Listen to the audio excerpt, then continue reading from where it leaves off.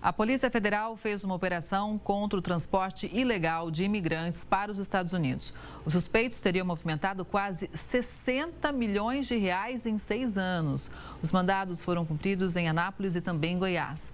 O grupo atuava havia mais de 20 anos. Ainda segundo a polícia, os chamados coiotes cobravam cerca de 100 mil reais dos interessados.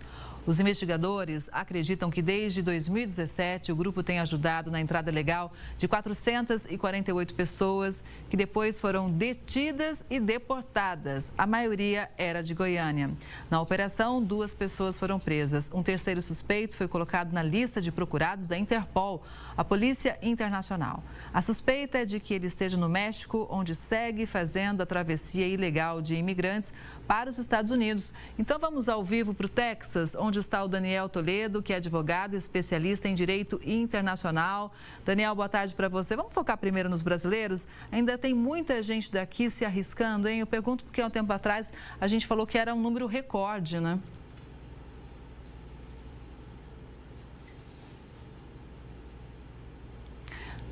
Daniel, estou sem o seu áudio. Vamos tentar consertar essa questão do áudio, porque esse é um assunto muito... Agora voltou, Daniel. Vamos falar então primeiro, boa tarde mais uma vez, em relação aos brasileiros. Há um tempo atrás a gente falou sobre o número recorde de pessoas que se arriscavam daqui.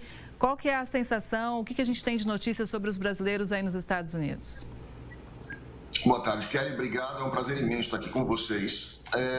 Aqui sim, sem dúvida nenhuma, nós percebemos um número muito grande de brasileiros que ainda se arriscam a fazer essa loucura de tentar fazer a travessia de forma ilegal.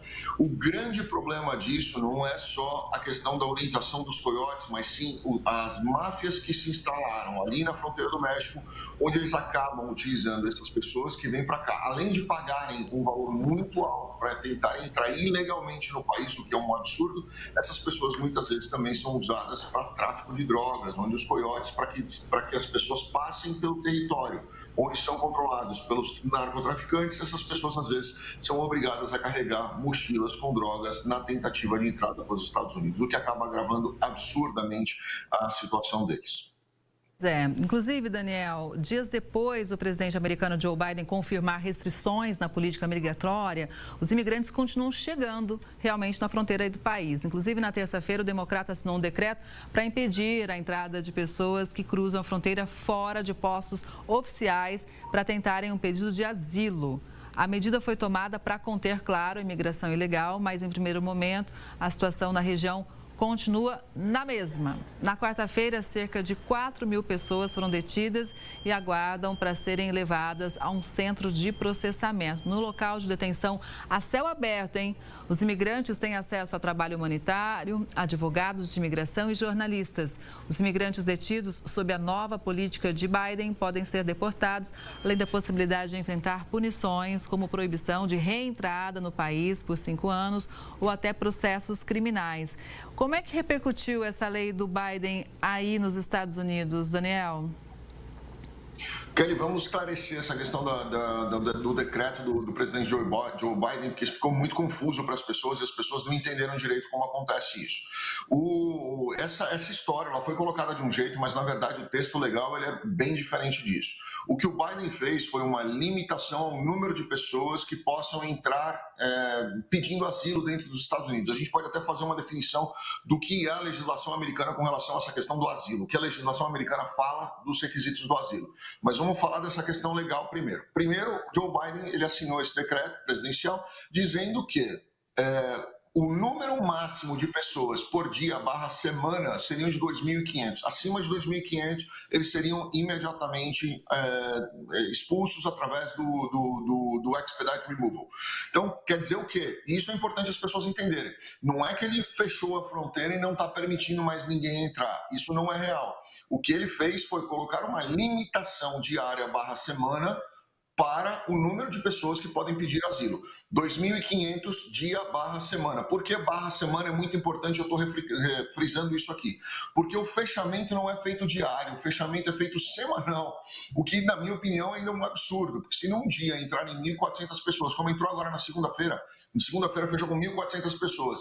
Esse número pode ser transferido para o dia seguinte, ou seja, o dia seguinte ainda vai ter 1.100 pessoas a mais, além desses 2.500 que que já teria na cota diária deles. Então, o número ele é diário como referência, mas a semana ela precisa ter uma média de 2.500 pessoas entrando pedindo asilo por dia durante o período da semana, e não é uma cota exclusivamente diária, ela pode ser maior, tá?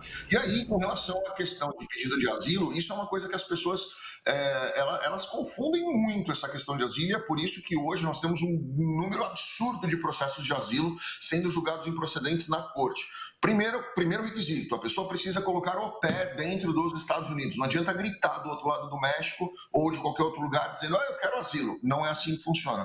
Segunda regra do asilo, a pessoa precisa demonstrar de forma inquestionável que ela estava sendo perseguida ou violentada ou sofrendo algum tipo de grave ameaça no país de origem dela.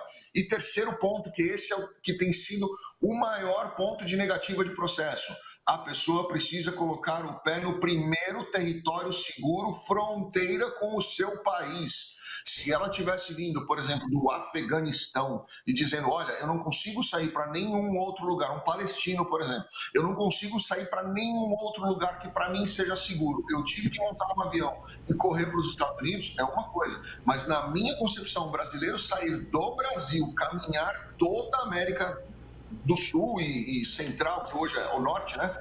Caminhar tudo isso, chegar aqui para pisar nos Estados Unidos e pedir o asilo, eu entendo que há descaracterização dos requisitos legais. Agora, Daniel, eu falei há pouco que os coiotes cobram, inclusive, R$100 mil para fazer essa travessia. Se a pessoa tentar fazer de uma forma correta, seria quanto, para a gente ter uma noção? Vamos imaginar que essa pessoa seja uma pessoa desqualificada, ou seja, não é uma pessoa que tenha nível superior, não é uma pessoa que tenha um treinamento, não é uma pessoa que tenha algum tipo de experiência, tá? Essa pessoa poderia aplicar, por exemplo, um visto EB3, que é um visto que dá green card para ele, para a família toda, para cônjuge e filhos menores de 21 anos, solteiros e não emancipados. Esse processo hoje custaria em torno de $15 mil. Então, nós estamos falando aí que tentar entrar ilegalmente, essa pessoa está gastando R$100 mil. Para tentar entrar legalmente, essa pessoa gastaria 75. Ou seja, é mais barato, infinitamente mais seguro, e depois que você entra e está tudo certinho, você fica tranquilo, né? Não vai ter que se esconder, enfim. Absolutamente tranquilo. Exatamente, mas olha... Absolutamente tranquilo. Eu não entendo por que tem gente que ainda busca esses criminosos e quantas pessoas... Se você olhar, tem um grupo que se chama, uma ONG que se chama, eu acho que é Eagles of the Desert ou Angels of the Desert, alguma coisa assim. É um grupo mexicano que recupera pessoas que ficaram perdidas no deserto ou pessoas que morreram no deserto. Entra no site deles, você vai ver o tipo de atrocidade que acontece ali no deserto, o tipo de pessoas que morrem e a quantidade de ossadas de crianças que são encontradas por serem abandonadas pelos coiotes e pelos pais, porque a criança foi picada por algum inseto, por algum escorpião, por alguma cobra, e eles falam, olha, é melhor você deixar aqui, porque senão ela vai sofrer mais.